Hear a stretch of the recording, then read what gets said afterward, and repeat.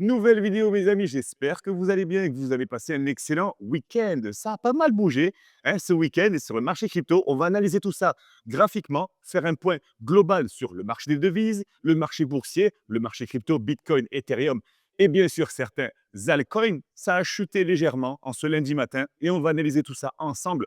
Pouvons-nous aller plus bas sur Bitcoin ou Ethereum ou est-ce juste un petit mouvement de repli avant d'aller plus haut? C'est le contexte, bien sûr, de cette vidéo. Donc, installez-vous bien sûr tranquillement, comme moi, et on se voit après le jingle. C'est parti.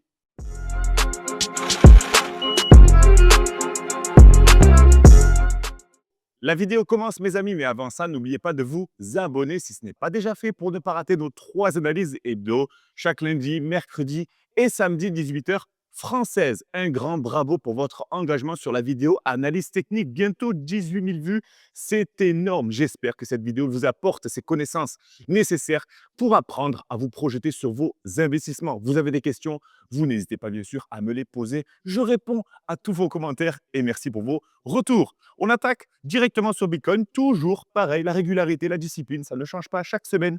92 578 dollars pour Bitcoin et 3 200 dollars pour Ethereum. Bonne nouvelle pour Ethereum qui tient toujours les 3 000 dollars. Oui, c'est pesant, c'est redondant. À quand les 4 000 dollars? Ce n'est qu'une question de temps, soyez patients. Mais Bitcoin a perdu un peu plus de 3 000 dollars ce week-end et on va analyser ensemble graphiquement si on peut aller plus bas. Je pense que c'est la question que tout le monde se pose en ce début de semaine.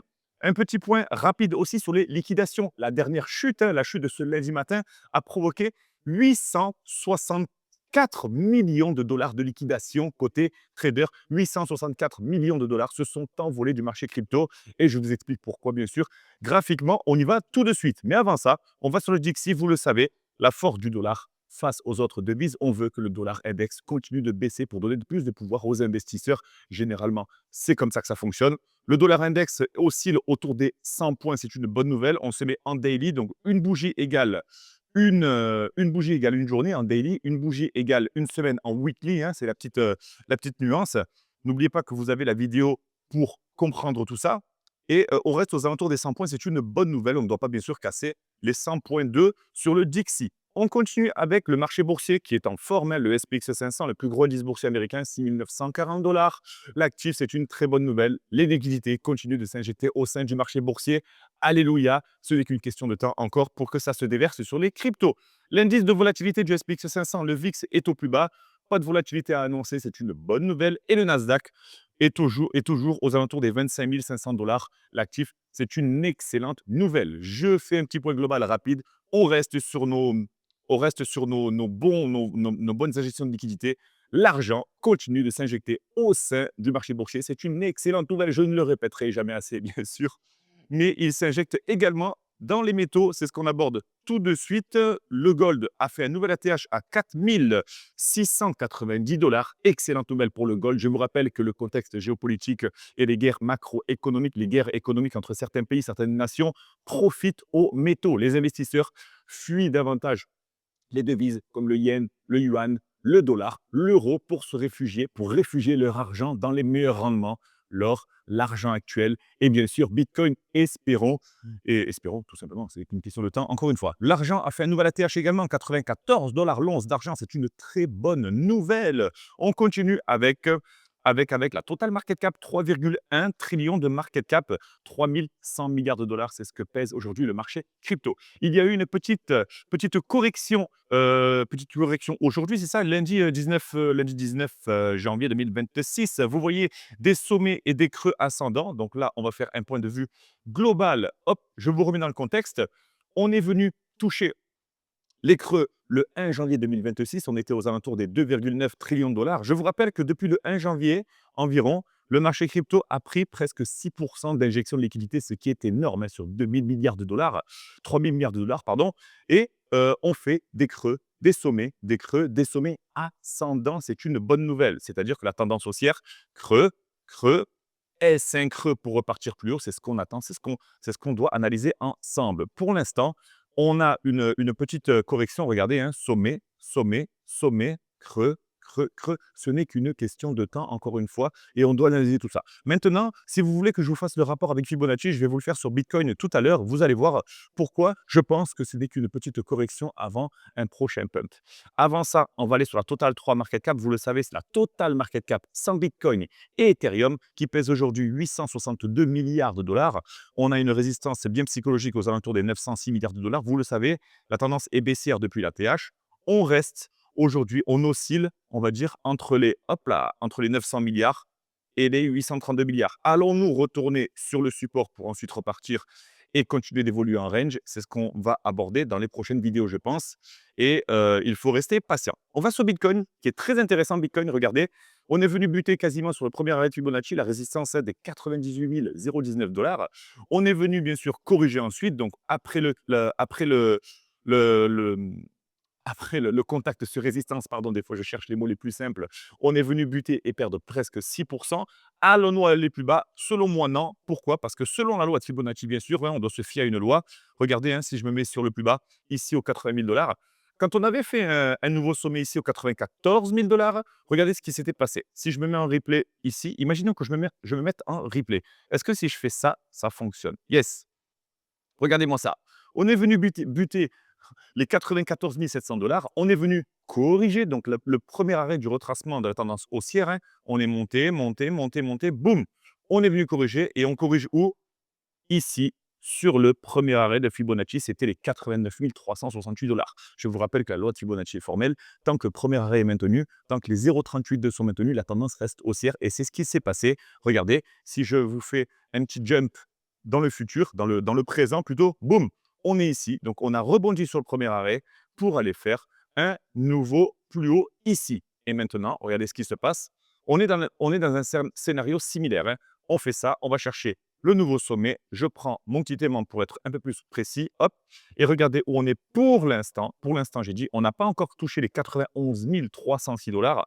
C'est ici qu'on attend Bitcoin si ça continuerait de baisser. Et c'est ici qu'on pourrait, j'ai bien dit qu'on pourrait avoir une zone d'intérêt côté acheteur, là où les ordres pourraient être placés pour relancer le prix, les 91 000 dollars. Je ne vais pas aller me mettre sur les précédents creux, mais d'abord ici, on va surveiller cette zone des 91 306 dollars 53 sur Bitcoin. Voilà, c'était la petite info. Je sais que l'analyse technique, ça vous permet de cadrer un petit peu tout ça. Ça baisse, mais jusqu'à où? Ça monte, mais jusqu'à où? C'est bien le but et le thème de ces vidéos. On continue sur Ethereum 3200 dollars. On va faire pareil. On va prendre un Fibonacci, pareil. On va prendre les creux.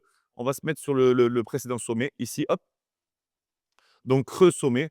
La prochaine zone intéressante de repli pour Ethereum, c'est les 3132 dollars ici, le fameux premier arrêt de Fibonacci. On l'attend gentiment ici. Et bien sûr, si on part repartir casser les 3447 dollars, ça pourrait nous faire un truc dans le genre comme ça. Hop, hop, hop, hop, hop. Et ensuite, possible zone de repli ici. Voilà, c'est le petit scénario que j'ai anticipé. Personnellement, j'attends le repli aux 3132 dollars. J'analyse, je vois. Et ensuite, boum, je mets une petite cartouche pour aller chercher la petite variation jusqu'aux 3447 dollars, ce qui ferait un presque 10%, ce qui n'est pas négligeable, avec un bon petit levier bien ajusté. Vous me partagez vos analyses en commentaire, bien sûr, ça me fait plaisir. Si vous êtes un petit peu largué, si vous essayez de comprendre où je veux en venir, comment j'analyse et comment ça fonctionne, vous me laissez un commentaire directement, je vous envoie vos accès pour me rejoindre, que ce soit sur Telegram, que ce soit sur Discord, ou vous me rejoignez directement en bio. Tout est décrit. Voilà. Mais mes analyses sont claires, elles sont régulières, elles sont disciplinées comme moi et c'est comme ça qu'on avance, c'est comme ça qu'on gagne de l'argent sur le court, moyen et long terme. C'est en faisant un peu tous les jours plutôt que de faire trop et se reposer trop, se reposer trop. Pensez au sport, tout simplement. Mieux vaut faire 50 pompes par jour plutôt que d'en faire 300 le lundi, pas le mardi, mercredi, en refaire 400 le jeudi. Non, le muscle doit s'habituer, c'est pareil, c'est un muscle que vous avez là-dedans. Maintenant, on fait un point sur les altcoins rapides. Hein. Ça perd pas mal hein, sur SUI là. SUI, belle petite correction sur SUI depuis. Hein. Regardez-moi, 1,82 $, 1,57 $, intéressant. Arbitrum passe sous les 20 centimes. Intéressant aussi, les 17 centimes sont analysés sur Arbitrum. Si on casse les 17 centimes, ça voudrait dire que la tendance baissière continue sur Arbitrum, malgré les excellents fondamentaux. Ça fait beaucoup quand même, 4-5%. Polkadot sous les 2 dollars. Qu'est-ce qu'on a d'autre? Aptos, après non, on n'a pas trop de grosses variations. Syrup maintient sa tendance haussière, c'est une bonne nouvelle. Sinon, non, la Bitcoin dominance reste aux alentours des 60%. Rien à dire. rien à dire. Aujourd'hui, le marché crypto, c'est 60 Bitcoin. Voilà, il n'y a pas de surprise. On a fait le point, on a fait un point global sur les cryptos. Altcoin également. Pas besoin également de se tourner sur Solana, etc. Je vous fais un petit point si vous voulez sur Solana, 133 $. Je l'attends bien sûr. Regardez, on va faire un petit Fibonacci des familles, toujours pareil. Si vous voulez comprendre la dernière zone de repli intéressante, eh ben, on y arrive aux 129 $. Donc, ça veut dire que qu'aux 129,05 $, on pourrait avoir une zone intéressante de repli, une zone intéressante d'intérêt. Une zone intéressante d'intérêt, est-ce que ça se dit? Bien sûr que oui, ça se dit. Une zone d'intérêt côté acheteur. Donc, les 129,05 $ sur Solana, très intéressant. Faites-moi directement votre retour en commentaire et je pourrai analyser certaines cryptos. Là, je vous balance Ethereum, Solana, je vous balance Link, AVE, mais donnez-moi un petit peu votre liste en commentaire que je l'analyse sur la prochaine vidéo. En tout cas, ça me fera vraiment plaisir de vous partager tout ça et de vous donner ma vision. Voilà. Sinon, ben non, les plus grosses cryptos n'ont pas bougé, hein. Polygon avait bien poussé. Vous le savez, Polygon a buté sur son premier arrêt de Fibonacci, les 17 centimes. Mais jusqu'où Polygon pourrait corriger? C'est simple. Vous faites un Fibonacci, vous y allez. Et là, il a buté ici pour aller réagir au 0,13. C'est ici qu'il a réagi. Pour toutes les personnes qui sont formées à l'utilisation de Fibonacci, on se comprend.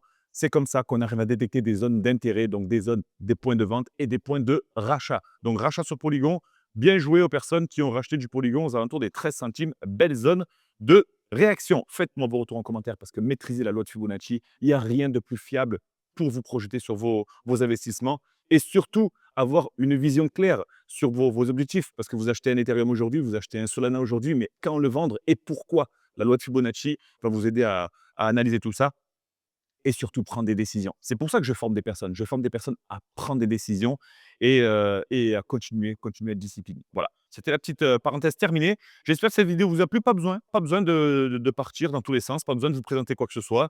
Je vous ai déjà présenté un nouveau narratif qui s'appelle le Privacy Coin. N'hésitez pas à aller voir cette vidéo, s'il vous plaît, pour comprendre comment rendre les transactions d'une blockchain opaque. Je pense que c'est une petite parenthèse qu'il faut mettre en avant. Il y a de plus en plus de crimes liés à l'utilisation des crypto-monnaies, hein, de plus en plus d'enlèvements, de séquestration, d'agressions. Et c'est vrai que rendre ces données publiques, ça ne nous aide pas. Et utiliser les privacy coins pour envoyer de l'argent, en recevoir et rendre la blockchain opaque, ça pourrait certainement aider beaucoup de personnes à préserver leur capital et préserver leur anonymat. Parce que oui, je vous le rappelle, quand vous envoyez de l'argent à quelqu'un, il y a une traçabilité, c'est la blockchain, c'est normal. Et surtout, on ferme, on n'en parle pas. La meilleure façon de vous protéger, c'est de ne dire à personne que vous êtes investisseur en crypto-monnaie et tout simplement, vivons heureux, vivons cachés. Voilà, c'était la petite citation de cette fin de vidéo. Et j'espère qu'elle vous a plu. Et on se voit tout simplement sur la vidéo actualité adoption, mercredi 18 h. Je n'ai plus qu'à vous souhaiter une excellente soirée. Je sais que cette vidéo est assez speed, mais je suis comme ça dans la vie. Je suis speed et bim, il faut y aller. Il faut être réactif sur le Discord. Ça bouge aussi. Laissez-moi vos commentaires pour nous rejoindre. Et sans plus, voilà, sans plus tarder, je vous souhaite une excellente soirée, un excellent appétit si vous êtes à table. Et on se voit mercredi pour la vidéo actualité, mes amis. À très vite. Ciao!